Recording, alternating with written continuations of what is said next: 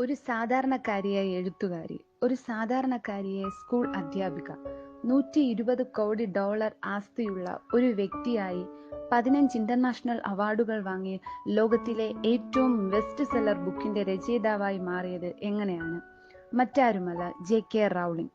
Harry Potter എന്ന പുസ്തകം എഴുതിയ ജെ.കെ. റൗളിംഗ്സിന്റെ ജീവിതം നമ്മൾ പരിശോധിക്കുമ്പോൾ അവരുടെ ജീവിതത്തിൽ അനേക കഥകൾ നമ്മളോട് പറയുവാനുണ്ട്, ഒത്തിരി പാഠങ്ങൾ നമ്മളെ പഠിപ്പിക്കുവാനുണ്ട്.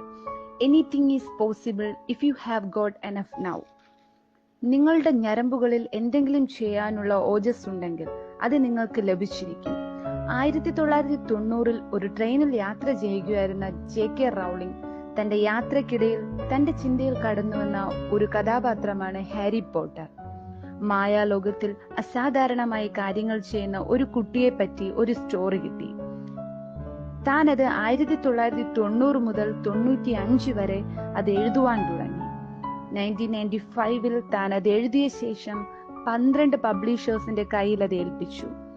12 പബ്ലിഷേഴ്സും പറഞ്ഞത് ഈ പുസ്തകം കാശിന് കൊള്ളത്തില്ല എന്ന്. 2 വർഷങ്ങൾക്ക് ശേഷം അവരിറക്കിയ പുസ്തകമാണ് Harry Potter and the philosophers stone.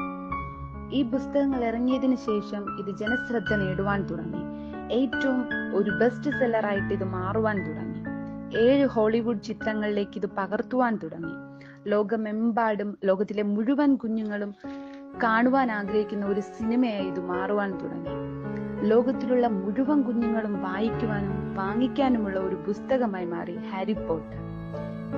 ജെ.കെ. റൗളിംഗ്സിന്റെ ജീവിതത്തിലെ വിജയത്തിന്റെ നാളുകൾ അങ്ങനെ ആരംഭിക്കുവാൻ തുടങ്ങി. എന്താണ് ജെ.കെ. റൗളിംഗ്സിന്റെ ഈ വിജയത്തിലേക്ക് എത്തിക്കുവാൻ കാരണമായ ചേതോവികാരം?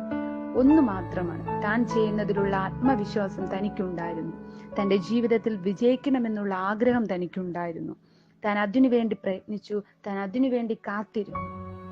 12 പബ്ലിഷേഴ്സും നോ പറഞ്ഞപ്പോഴും താൻ ചെയ്തതിനെ കുറിച്ചുള്ള വിശ്വാസം ജെ.കെ. റൗളിംഗ്സിന് ഉണ്ടായിരുന്നു.